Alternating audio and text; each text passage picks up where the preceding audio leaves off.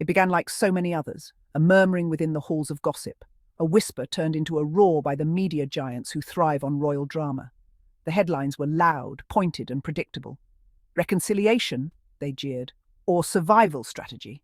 And as expected, the familiar figures of royal commentary emerged from the shadows, none more eager to cast her stones than Angela Levin, the self-proclaimed expert in decoding Prince Harry's psyche and Meghan Sussex's every move. This time, though, she didn't just misfire. She collided with a wall of reason. Reilly Sullivan.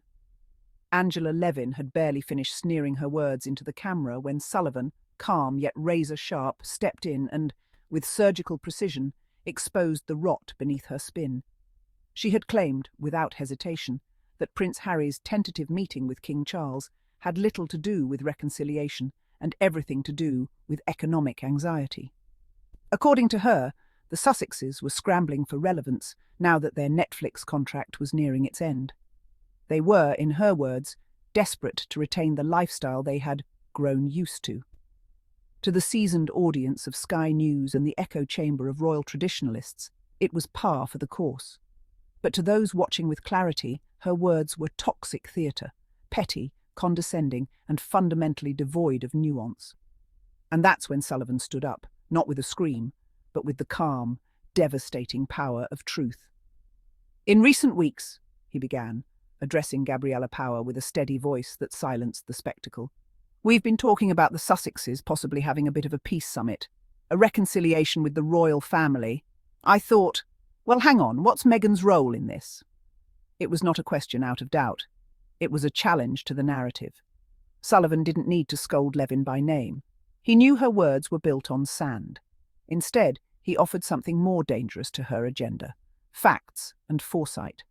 He continued, "A reporter who spoke to the Daily Mail said that Meghan is giving it her blessing. She does want to move forward with this reconciliation because she has big plans.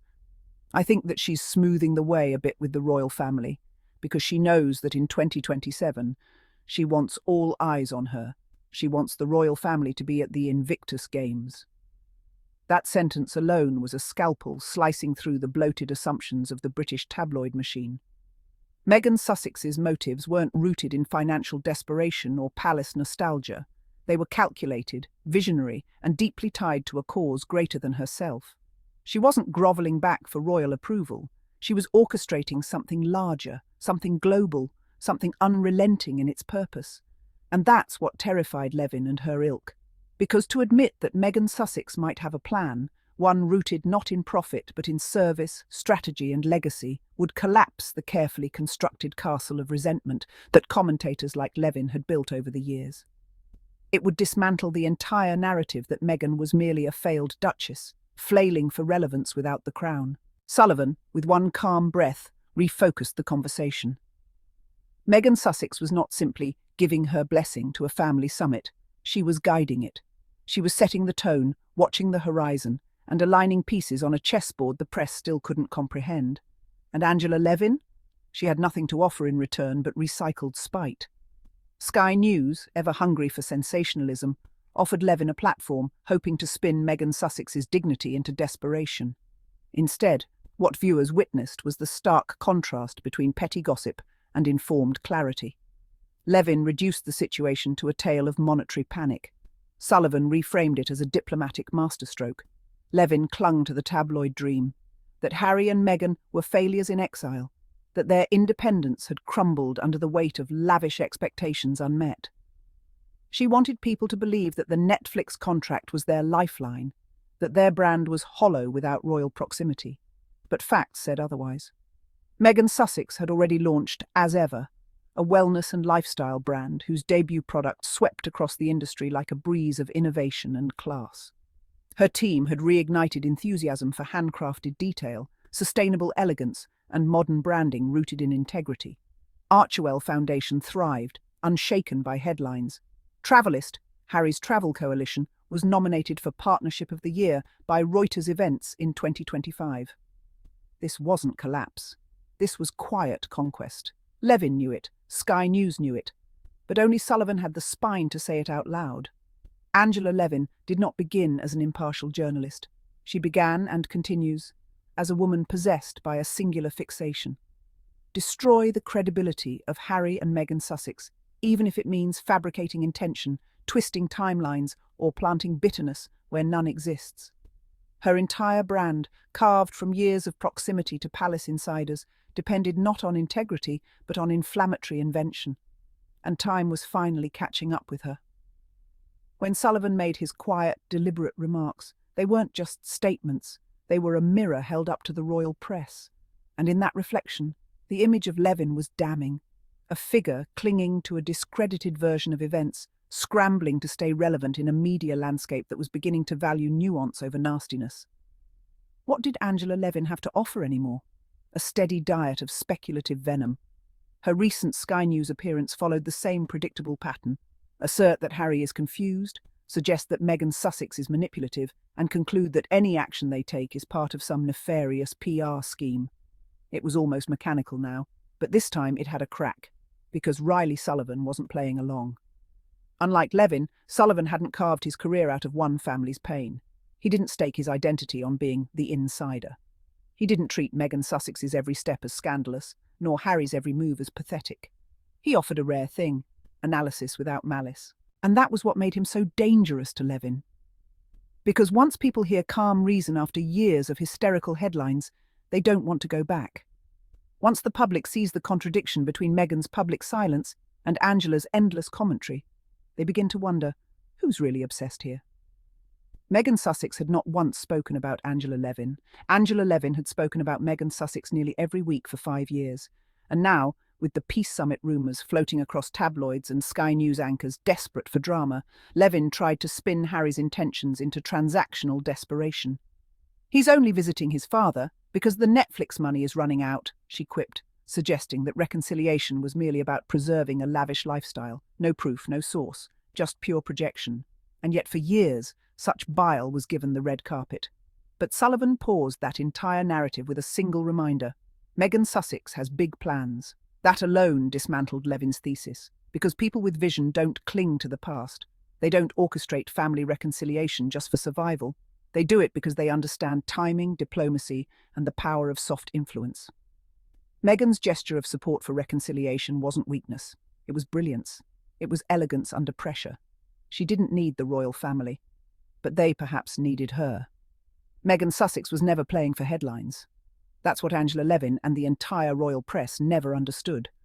Her moves were not designed to grab attention, but to shift direction. While the tabloids obsessed over whether she wore beige or black, Meghan Sussex was aligning herself with legacies that would outlive any headline, and the Invictus Games was the centerpiece of that strategy.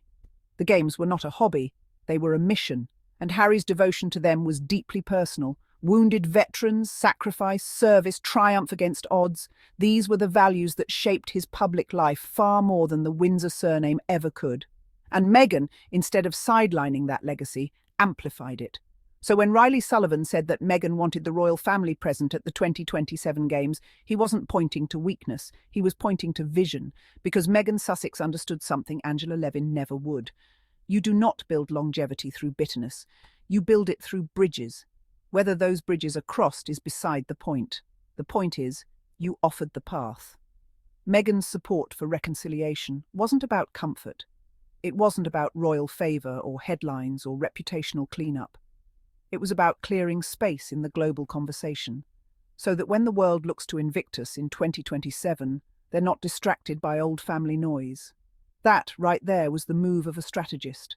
She didn't need the royals to clap in the stands. She didn't need Charles to smile at Harry on camera.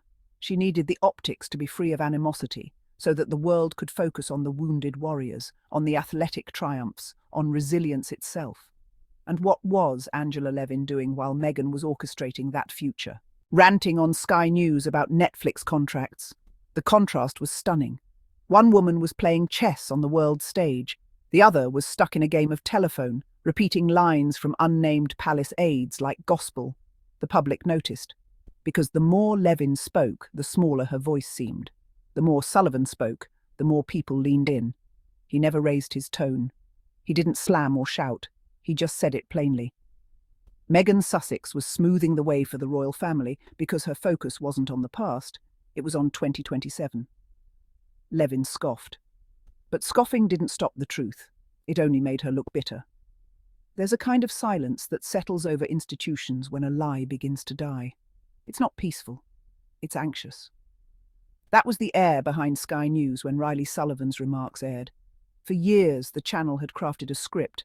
Meghan was the villain, Harry was the pawn, and the monarchy was the wounded victim. Levin was their headliner, their matriarch of malice, spinning every Sussex appearance into yet another sinister agenda. And then, without warning, a voice like Sullivan's came along, not from California, not from a podcast or an Archewell press release, but from their own newsroom. He didn't scream, he didn't insult, he didn't even mention Levin's name. He simply introduced context, and that was far more threatening, because context ruins propaganda. When Sullivan calmly reminded viewers that Meghan was giving her blessing to reconciliation for a reason, because she had big plans, because she wanted the royal family at the Invictus Games, he was breaking the spell. He was exposing that Meghan Sussex was not only relevant, but respected, strategic, and perhaps even necessary to the Windsor legacy moving forward. And that kind of suggestion was dangerous to the royal commentary class. Why? Because if Meghan Sussex was not desperate, if she was not scrambling for money, if she was, in fact, laying groundwork for global events and inviting the royal family as guests, not gatekeepers, then the entire narrative fell apart. What use, then, for Angela Levin? What purpose did it serve to have her shuffle onto every segment, lips curled, voice sharp with indignation, if her entire thesis, that Meghan Sussex was finished, was being disproven by Meghan's own silence and achievements? Levin didn't just hate Meghan Sussex. She needed Meghan to fail, because without that failure, her commentary had no moral foundation, only obsession, and viewers were beginning to see that. Sullivan's quiet authority struck a chord not because he was loud, but because he was fair. He didn't excuse, nor did he grovel. He assessed. And in that measured tone, he gave the public something rare in royal media: clarity. That clarity revealed something the press wasn't ready to admit. Meghan Sussex had won the long game. To all my curious Sussex family, thank you all for watching, and do not forget to like, subscribe and put a comment. Bye-bye, see you on our next episode.